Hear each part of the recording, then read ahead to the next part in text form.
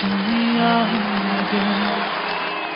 Şirin düşten ötken günlerini untay dedim, unutamadım. Sen gözümden yütkendin beri.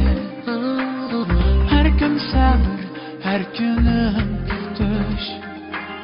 Bu hicranda kaldım çidalmay, berbat oldu her şirin çüş. Ben dilime gelmeysen endi varalmayman.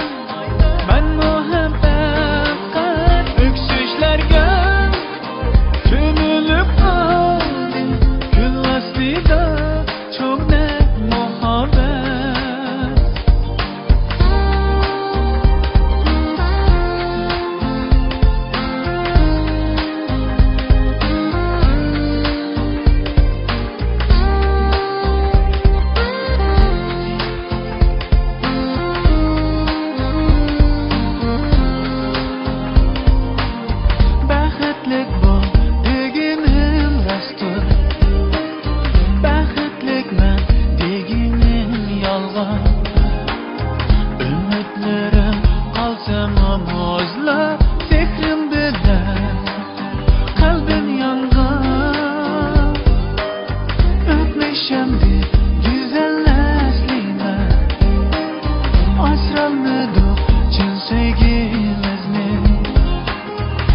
Yıllarca ötermez asla, yıllar hamam unutar bizni.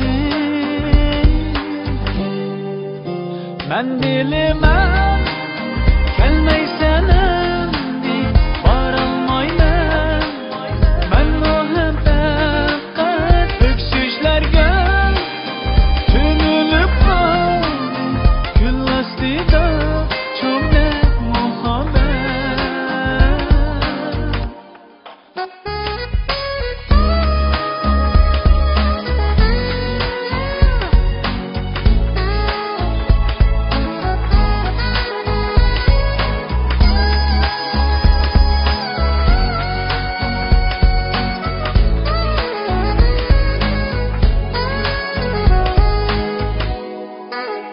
Ben dilime